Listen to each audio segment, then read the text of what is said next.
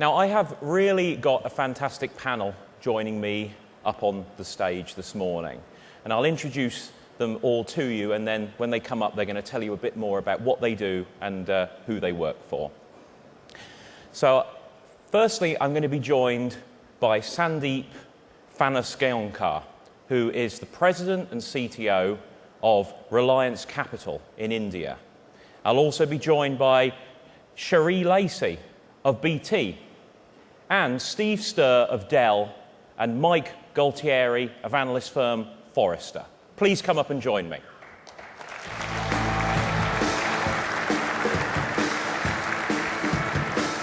Oh, we're shaking hands again. Oh, absolutely. Morning. Guess I'll take the middle seat. Yeah, man. Marvellous. So Sheree, Steve, Sandeep, Mike. So I'm gonna start off by asking you guys just to introduce yourselves and tell us a little bit about the organisation that you work for. So Sheree, can we start with you, please? Yeah, sure. So I work for BT, so we're a global telecommunications provider. We have a revenue of around 20 billion, and that's pounds sterling. So you can convert that into US dollars at the current exchange rate, or whatever that is. We operate in 170 countries, and we do a lot of great stuff. So from fixed line mobile, TV. One thing we don't do is flash mobs, but I've been talking to Steve, and he does them at DELL. So I'm actually thinking we might implement those at BT. So in terms of what I do within BT, so I run a lean centre of excellence. And that does primarily two things. So one is I implement lean transformation, which is primarily people and process transformation across what you guys would know as service fulfillment, what we call service delivery. So it's about 6,500 people. And that's really the people and process change. And then enabling that is really the technology. So leading and delivering BPMS and maybe moving to RPM across certainly service fulfillment and the rest of BT as well. Very cool, thank you very much. And Steve, I believe you have one of the best job titles I've ever heard, Global Head of the Command Centres. You're going to give me a big head. Tell us about this. Yeah. So again, I work for DELL, and I think most people are familiar with DELL. I think many think of DELL as a products company. What you may not know is in the last couple of years, we've been transforming into a solutions company. And it's having a significant impact on my business. I am a part of the leadership team for support services, and one of the businesses that I'm responsible for are the global command centers. The command centers really have three functions. The first is to do process and event monitoring. The second is to do crisis and event management. And then the third is to drive quality. Because of the unique view we have end-to-end in our supply chain, it allows us to identify customer defects quite quickly. And so my team's responsible for identifying the root cause of those defects and driving problem resolution. Thank you very much, sir. Sandeep. Yeah, hi. My name is Sandeep Phanasgaonkar, and I'm the President and Chief Technology Officer for Reliance Capital. Reliance Capital is a diversified financial services company in India. So we are into life insurance, we are into non-life, property casualty, we are into mutual funds, we are into commercial finance, and we are also into online trading and broking. We are also part of a much larger group which is into telecommunications, entertainment, infrastructure, and energy. If you look at some of my key objectives currently, it's primarily to drive increasing profitability. Profitability is becoming a bigger challenge in India now. Also to see as to how we can use technology to retain customers as well as get a greater share of the wallet and create a differentiation with the competition. Competition is severe now in India in the financial services space as almost in any other space. And third and last but not the least, how do we actually increase top line? So the whole focus on technology is completely on the front end piece. Very cool. Thank you very much. Thanks, Sandeep. And you saw yesterday a very large version of Mike's head up on the screen. So you've already been introduced to some of the things he writes about. But Mike, tell us a bit about yourself and what you do. Sure. First of all, I am from Boston. So if any of you who aren't from Boston, welcome. My name is Mike Gualtieri. I'm a principal analyst at Forrester Research. I've been an analyst there for 4 years. I cover application development. And there's 3 major areas I focus on. Customer experience design, so really the design aspect of it, architecture, and then the platforms used to build those customer experiences. Very cool. Well, thank you, panel. So we're going to get straight into it. And we heard yesterday that the Economist Research Unit has released some research that says the pace of business change is ever increasing. And in fact, it's harder now than it was a year ago for businesses to be able to make a decision due to the pace of change, continuous disruption. Do you agree with that in your experience? Sheree, what do you think? So, John, I'm on the fence on this one because I've got, real life examples of, where I think we're really slow and where it's really hard to make decisions. On the flip side, I've got examples of where we're really fast. So I actually think as a company, we're getting a lot faster at making decisions. It's taken an awful lot of time for us to get there. But, I'd say we're verging on the fringe of getting better. Well, that's good to hear. You're obviously fighting the trend in the research. Steve, how about yourself? I would agree with that statement. What we're finding as we enter into the solution space is that there are subsets of customers that want something different. And as we attempt to meet those needs, understanding what each subset of those customers want is a bit challenging. If I look back 5 years ago, we were offering large-scale, large-volume services and offers to customers that vastly wanted the same things.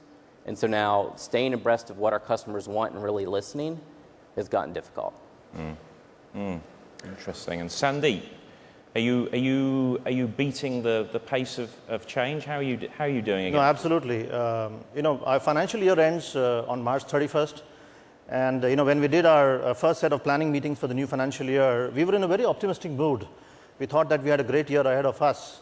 And barely 3 to 4 months later, we saw the stock markets tumble. And, that impacted most of our businesses because we invest a lot in the stock market. We do a lot of business in the stock market. And then inflation was going up and the cost of borrowing went up. So again, as a financial services company, we got impacted. And like I said before, the competition is so severe that, it really keeps us on our toes. So the fact is that the business cycles are changing very quickly, and we have got to be responsive in terms of trying to come up with a strategy as to how do we counter these changes, rapid changes that are taking place.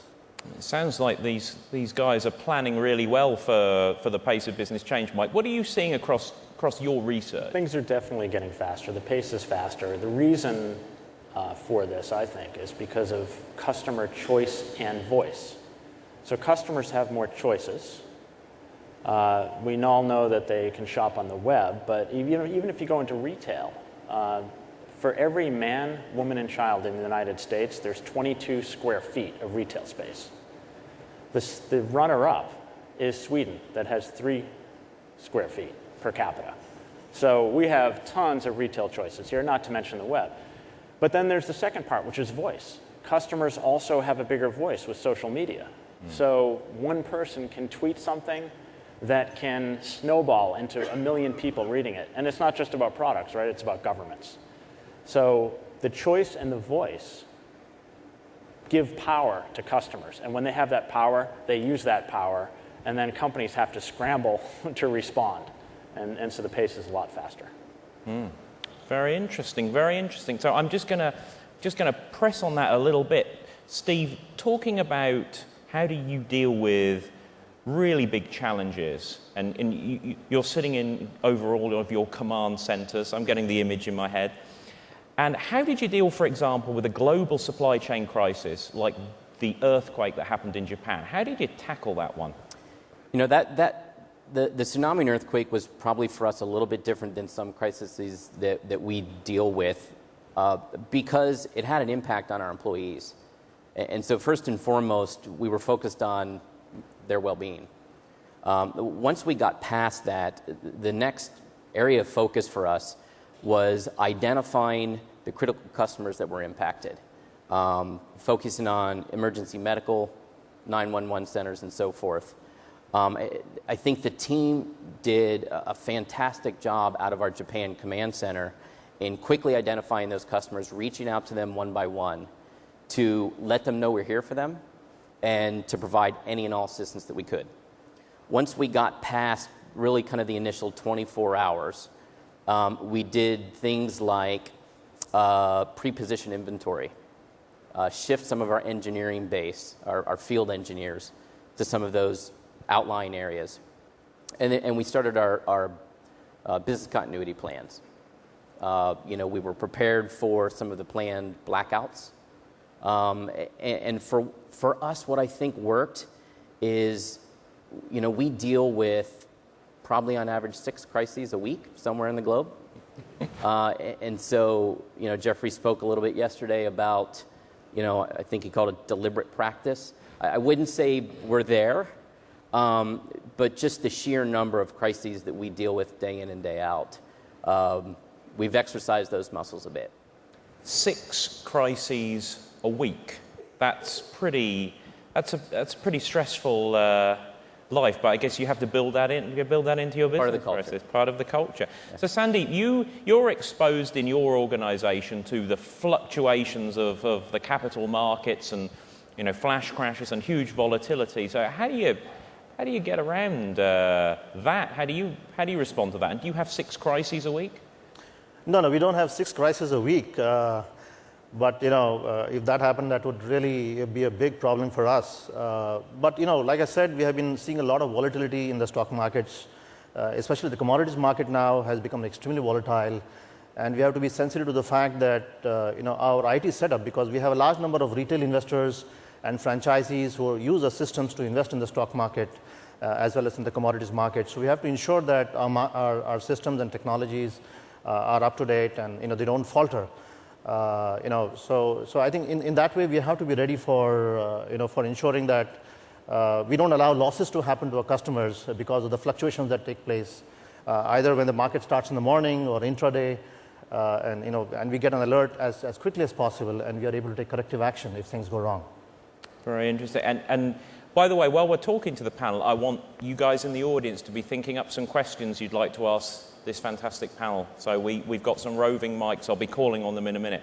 But Sheree, let's look at this world. You're dealing well with the pace of change, but I know that you have to deal in your organization with a lot of legacy, and you have to be able to change those systems as the business changes.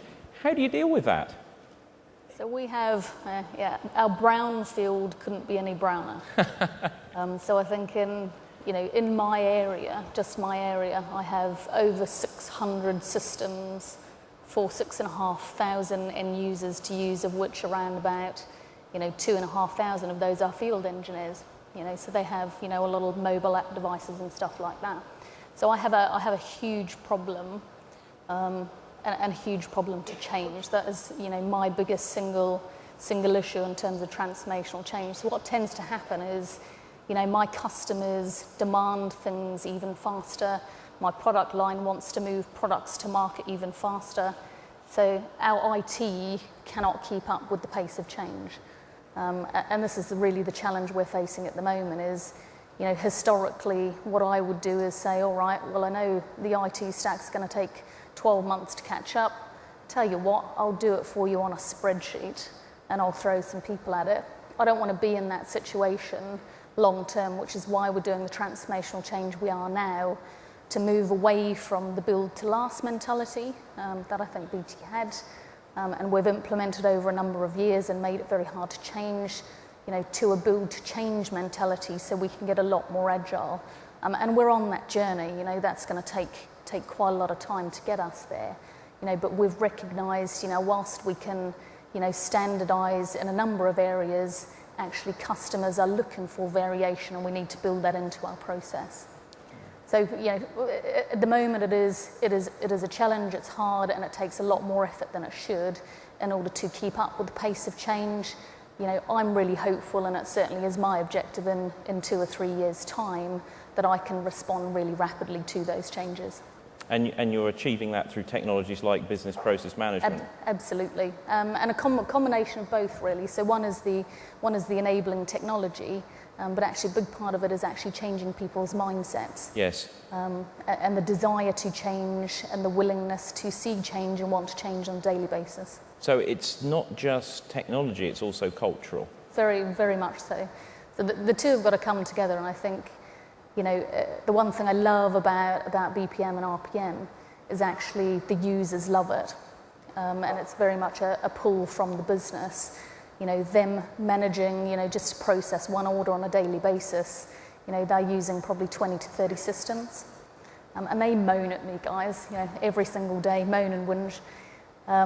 We want to get them down to one, portal where they can manage their place of work and be more responsive to actually what the customers need. Very interesting, thank you. And Mike, we saw yesterday in great big letters that you've written about Java being a dead end for enterprise applications, and you write a lot about having to change business systems and needing to do that rapidly. What are you seeing, and how are people dealing with legacy, and what are you seeing across your code? Well, yeah, I mean, for years, 20, 30 years, the focus has been on high availability. And does anyone actually know, like people throw around the term 5 nines, does anyone actually know what that means? No one? Okay, tell me if I'm right. 5.62 minutes of downtime allowed per year.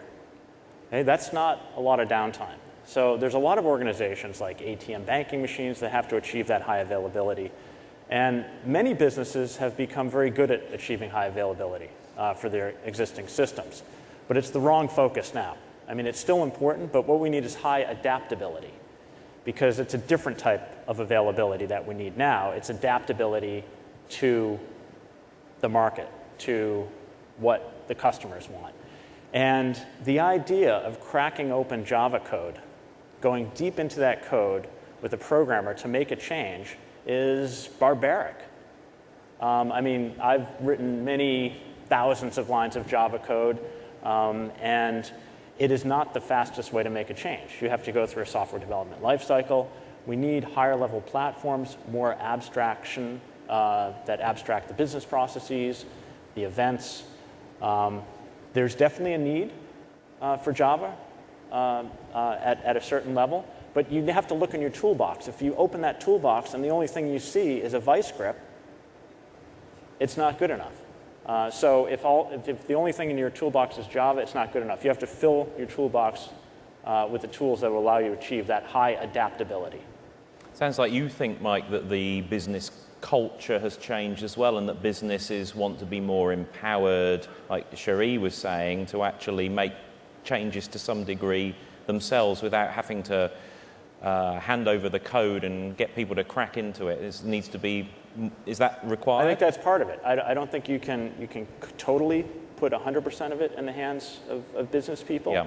But I think that one of the jobs of IT is to expose more change so that they can turn more knobs and dials to make those adjustments to achieve high adaptability. Interesting stuff. And Sandeep, how often do you need to change your systems to keep up with the pace of change, and how do you do it quickly in the way Mike's talking about? See, one is, of course, planning in advance in terms of understanding from the business folks as to how do they anticipate the market changing and the customers' expectations changing and the environment and ecosystem changing in the 12 months to come. So you plan for that in advance.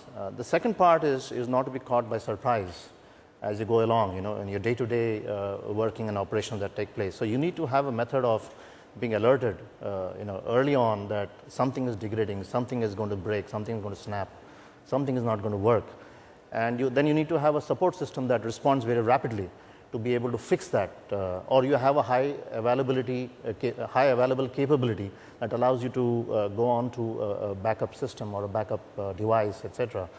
That allows you to continue operations and continue to serve your customers So that's from a customer point of view. Today, the regulators, especially for financial services, are extremely stringent, extremely strict in terms of ensuring that there's no downtime, that the investors' interests are completely protected, and that they don't suffer a loss. And they come down heavily on the financial services companies in case we tend to falter in the way we provide this service to our customers. And you're a believer in technologies and techniques like BPM and BPM management systems for being able to adjust processes, aren't you? Absolutely. I've been using BPM, especially the Savion technology from Progress, for several years now. And that's been like a glue for us. Financial services systems are typically the real rock-hard back-end systems, and they're not very flexible to change. So software like a BPM software like Savion gives us the capability to create a common platform that integrates to multiple systems. So all the people, they work on a common platform, and that automatically connects to different systems and connects to the customer, connects to the internet, connects to the extranet. So that's how we have used BPM in a big way for the last few years.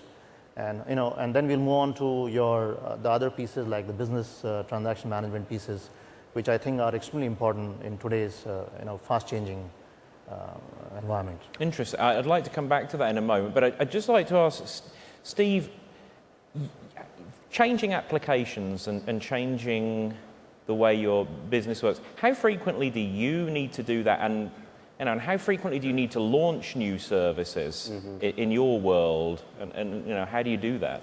It's happening more rapidly every year. If I look at last year, we launched 46 solutions, 46 services. In the first half of this year, we've launched 77. So with that trajectory, we're tripling the solutions that we offer our customers. And the tools that I use and that have used for 11 years in our command centers are quite rigid. I love my IT counterparts, but with the pace of change coming at us, we can't afford to rely on people coding in the back end to adapt our alerts to the new processes that we need to develop for our new customers. Interesting. So rapid launch of new applications is critical for you. And Sheree, is that something that you're finding? The time window to deliver new applications and services is coming down all the time? Yeah, massive. And actually, what it's everything for me breaks down to a process. Actually, it's the launch of those new processes, and I can't afford for a long IT cycle of hard coding. And new applications to catch up with that. So I need a way of launching products, very, very fast in order to get them to market very quickly to make revenue and also to be a leader. So it's key for us that, back to the whole coding versus configuration, is that we're able to, we have an agile platform, we're able to configure a new process very, very quickly, and that's not just across our service fulfillment cycle, that's also across our T2R and service assurance cycle, the new alerts as well. Today we would kind of shoehorn it in order to make it happen and build a manual process around it. I see the future being, our customers want a new product launch, we're able to build that process more or less on the fly and make it more robust over the next 12 months. That's pretty pretty rapid stuff, building processes on the fly. Wow. And Mike, do you think that is the new trend of things? We have to be able to launch applications really quickly, even build them on the fly. Is that something that you're seeing? It's actually a constant inquiry that we're getting from our clients, our large IT clients, is we have to get faster. What tools, processes. One of the problems, though, is sometimes that those questions are too narrow. They're saying, well, how about agile? Agile development process. Well, yeah, that's part of it, but you also have to look at new tools. You have to look at new architectures. So the solution to getting faster, and sometimes you need new talent. So the solution to getting faster isn't just one thing. It's a combination of things. It's your toolbox, it's how you use the tools in your toolbox, and it's the people you have to get it done. Absolutely. Now I'm going to ask a selfish question now, which is, you saw my my presentation yesterday with a vision of progress about bringing together, and we think the need to bring together business process management, suites, complex event processing, analytics, and business transaction management to achieve all of the goals that those categories can't achieve independently. Do you guys buy that? Do you see the needs and requirements in your businesses?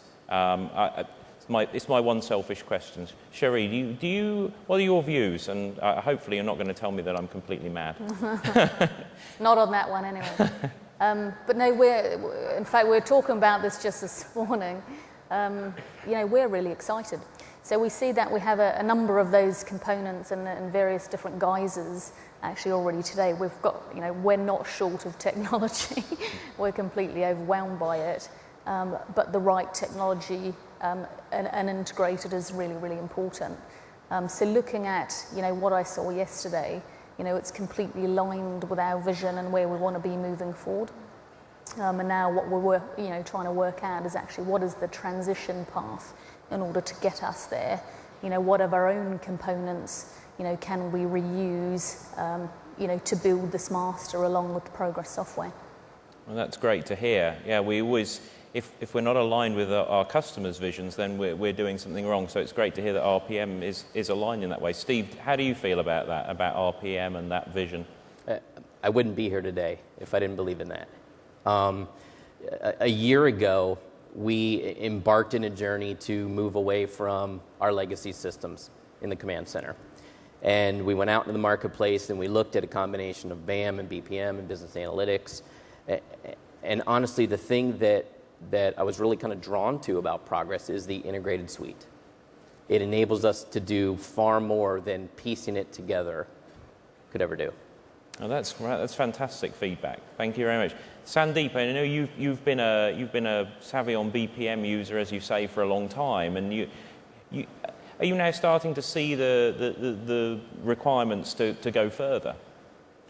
Yeah, I'm just referring back to also some of the stuff that you said earlier. Yes. Yesterday what you talked about, what really interested me was the whole online analytics piece, where analytics is now becoming more online. Yes. And less post facto. Yes. I think today, in the absence of these tools, we are pushing a lot of information to our field folks, either on the mobile phone or they're accessing it on mobile portals or on their mobile devices, etc. So intraday information is being pushed out to them in a big way, and they are referring to it on a constant basis, to understand how the business is doing. So this is becoming more and more relevant. Probably a few years ago, we never did this, but today it becomes important to keep a person informed about how the business is doing on an hourly basis, or on an intraday basis. So, yes. I'm really looking forward to that whole development taking place and being made available to our field force and to our people out there, so that they are able to respond to business changes, customer requirements, and any exigencies in a very much more proactive manner. No, thank you. That's great to hear. And Mike, you write about these kind of things, and do you have a category that you think fits well onto this convergence that's happening? What are your thoughts? Yeah, I mean, thank goodness this is starting to happen now, because I go far enough back where I was writing C++ and C code in the early 80s, mid 80s, and we didn't want to do that. We wanted a higher level tool set, and that's where we had 4GLs emerge. And that was just like, that was the way to develop enterprise apps. I blame Al Gore, because in 1993, he invented the internet. And then we went medieval. We went medieval, HTML, and we had to do stuff in DLLs and CGI bin, and it just took us medieval. Now, of course, the web has been a great thing, but we weren't prepared. We didn't have the right tools. So what did we do? We took C++, created Java from it, right? And we did that for 10 years. Finally, we've realized that is an archaic and barbaric way to develop enterprise apps, and we are getting higher level tool sets now. So, we're not just seeing this with Progress. Okay, we're seeing this with other vendors as well, starting to get this, starting to understand this, that to get faster, to get more efficient, to develop this stuff more cost effectively. You can't just write in low-level languages. Cool. Any open edge developers in this morning? Do you agree with that? Oh yeah. There's one anyway. That's good. I'm glad one of you's come in this morning. The rest of it were in the pub last night. There. Is he Australian? That's right. Well, so I would like to see if anybody on the floor has a question for our panel. I mean, I could talk to them all day, and probably will. In fact, they have to take me off with a crowbar. But who has got a question for the panel? Yes, sir. Gentleman here. Can we have a roving mic, please? It's on its way to you, sir, right now. Just play a little bit of music while it arrives. Yeah, Mike will dance. He's an expert, you know. Sure. There we go. Yes, sir. I hear the panel addressing the question of how we feed data to a data-hungry society and data-hungry business community.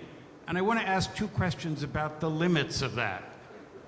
And one is how you manage to balance that with a broader understanding of the context, and also how you manage to hear the unexpected. We tend to hear through our paradigms. We hear the things that we can name, that we can measure, that we expect to find in some degree. But some of what we need to know about the business environment are things we don't expect to find, aren't looking for, and may not notice. How do you find the unexpected? Anybody have any thoughts on that? So I think it's a great question. But actually, to your first point, you know, we always said information is king, right? You know, and the power is in those who have the most information. We've actually now got to a point where there is too much information, and we're actually overwhelmed, certainly, you know, as business people, but also our operational users, overwhelmed by the sheer amount of information that is available to us. So the key for us, certainly within BT, is actually, you know, assimilating that down to the stuff that is meaningful in order to do your job, but also then having tools and technology enablers that gives us the insight that's in the background, going through that data, finding trends, finding issues, and flashing those up to the users and saying, actually, and this is the stuff we really need you to look at and work on. Because otherwise, if we just dump them with a bunch of information, you know, they're never going to get through their day. And I think it's a phenomenal issue for us to overcome. And we have to use technology to help us get there. But I think it's a great question. I think one of the biggest challenges that we're dealing with right now is how much to communicate with our customers. If I look at kind of the last couple of years, we would just do a data dump on them. And it's not what they want. And so really listening and understanding what they want and when they want it is critical. We launched a social media command center last year. And it really was kind of our first step towards really listening to what's going on in the market.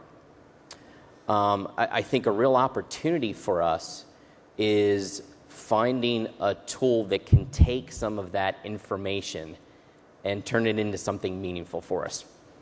The process we use today is quite manual. And so I think there's some real opportunities for us, but it's a big challenge. Sandeep, any thoughts? How do you find the black swans in your data? Yeah, I mean, for us, this market information is becoming more important because, you know, the moment there's a change in the economic environment, and, you know, that changes so rapidly nowadays, your market data, your market feeds, your economic information that is continuously coming into systems keeps changing. So I think you acquire, you know, if you have the right tools, you acquire a degree of precision in terms of being able to quell those areas of disturbance, or those customers who have become nervous and are going to pull away, or you know, or risks which have started getting out of control.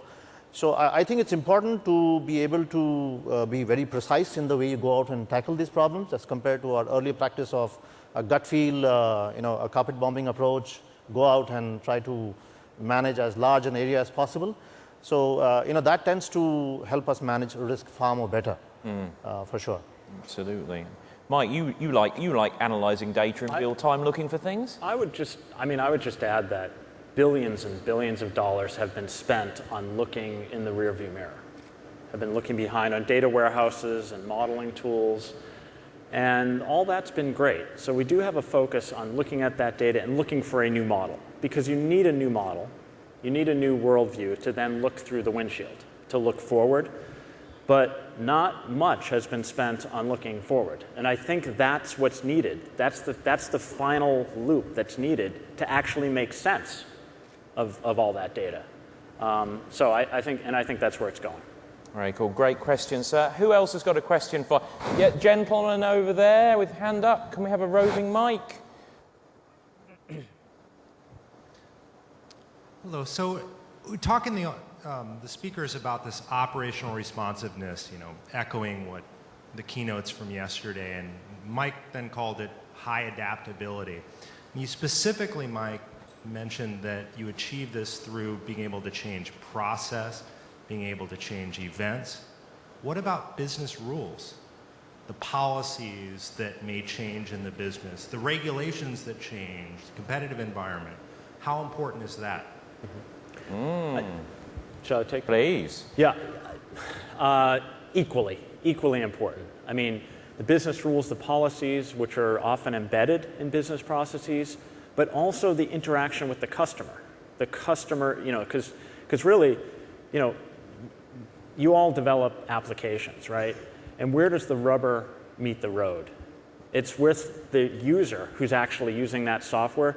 They're not going to judge you by anything else but by their interaction. They don't care that you had a great schema design or what tools you use. That's where they're going to judge you. So it all starts there.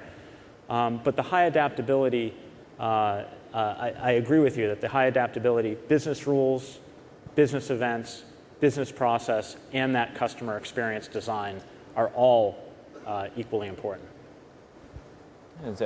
Does anybody else have a strong feeling that business rules is critical? I mean, it's certainly a key part of business process, Sandeep, isn't it, to have your rules externalized?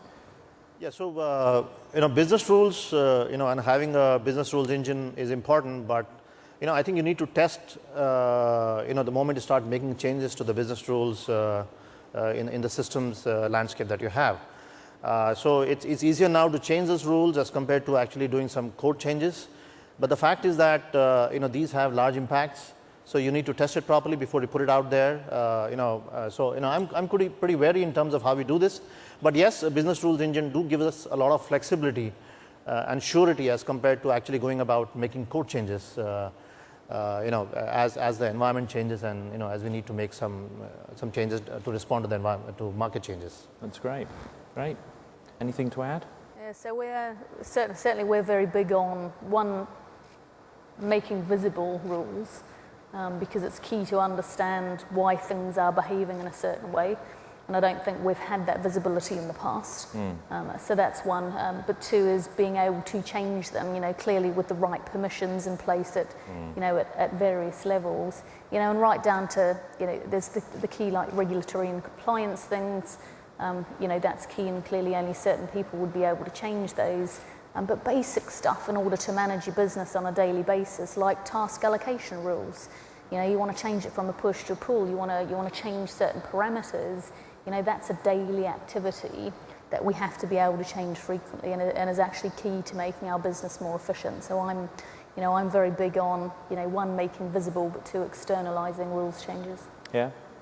See, we feel good about business rules and their importance. I would echo some of the comments earlier about, again, we try to listen to what customers want.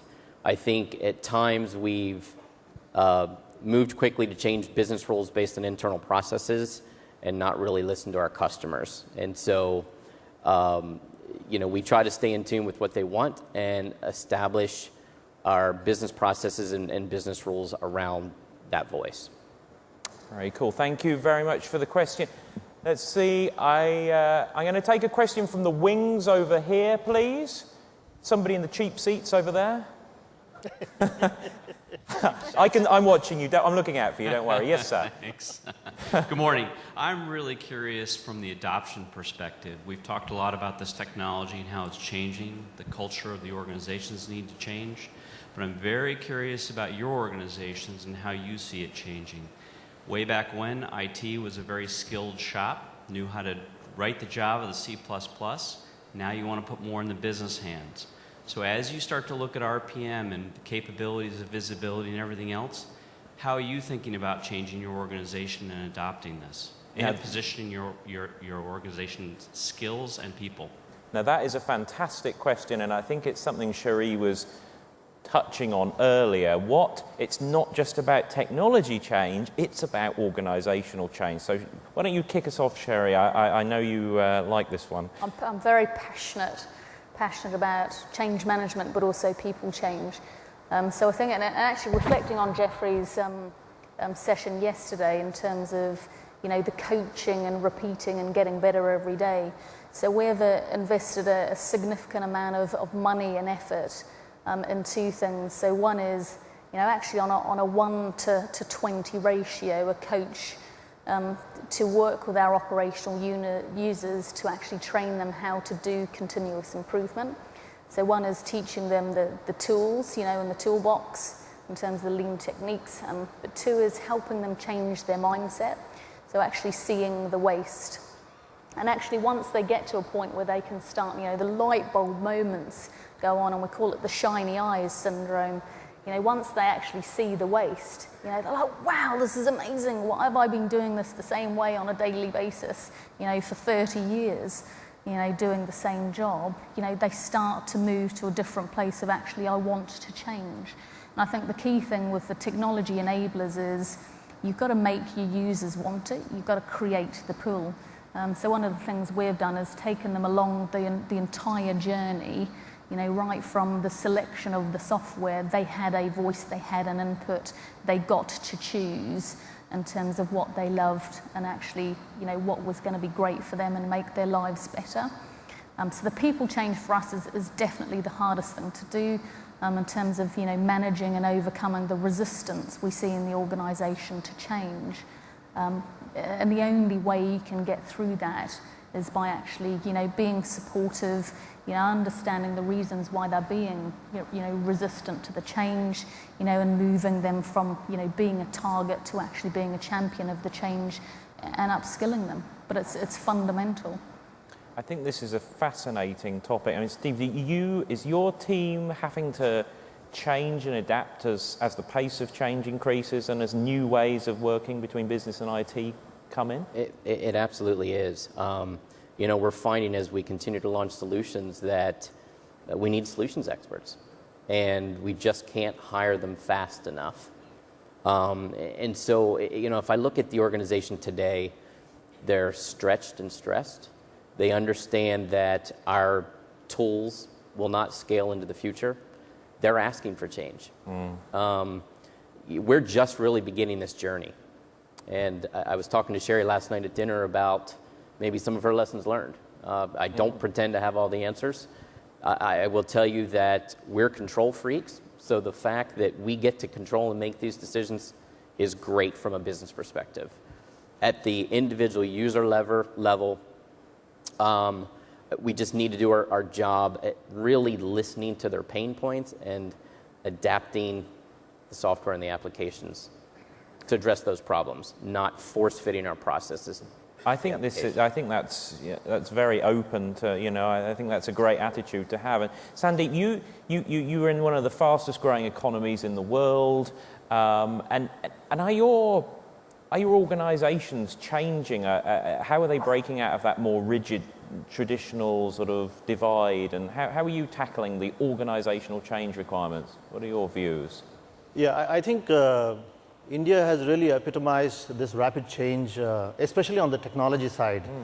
You know, like I was telling you earlier, we have almost 650 to 700 million mobile subscribers in India, and that's created a huge revolution in terms of the way people communicate with each other. And now with the advent of smartphones, the mobile devices have become a lot more capable in terms of what can be done with them. The prices have dropped. When tablet PCs came to India about a year or 1.5 years ago, they were priced at you know, close to you know, $900, and they were clearly way out of reach of most people. But today, tablet PCs based on Android operating systems are available for less than $200. So that's making it far more available to a lot of people. And so there's a huge challenge for us in the workplace as people bring in smartphones, people bring in tablet devices and say, what can I do with this? How can I improve my work? How can I improve my productivity?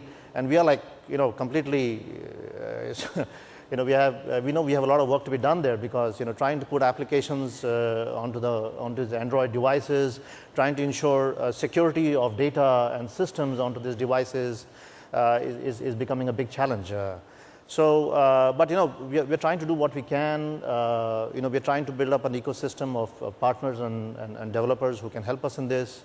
The other piece is cloud computing. It's like the nirvana, ultimate nirvana of how we can actually manage IT costs, make them fully variable, and have varying capacities in terms of how we can do your IT resourcing.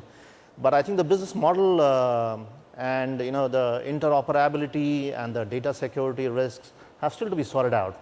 So change has come fast and furious upon us, and we are struggling, but it's good, it's exciting, and hopefully we'll have a lot of solutions out for our people very quickly. I think you've raised an interesting topic, which is not just the organizational structure of business and IT, but of the customer and going mobile and just new ways of working. And unfortunately, we've run out of time. So Mike, I'm going to leave it to you to close off. What are you seeing in the organizational shifts of both the customer and IT and business organizations? Well, one important shift is that, for years, the mantra of IT has been listening to the business needs. What does the business want? What does the business want?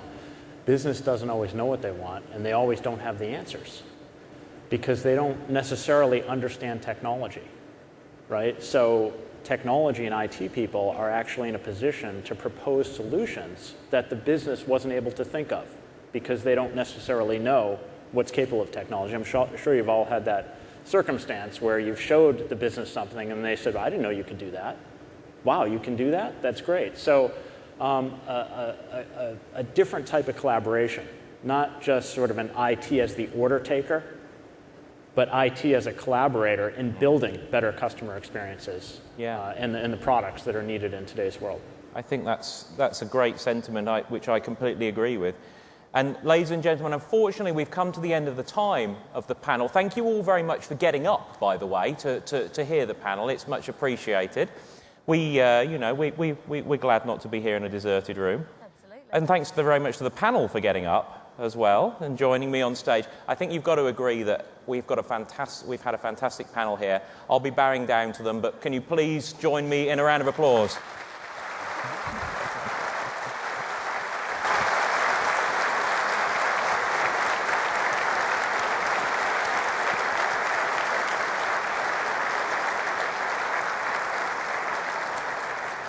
And I'm handing back to Jeff. Thank you, sir. Yes, indeed. Please.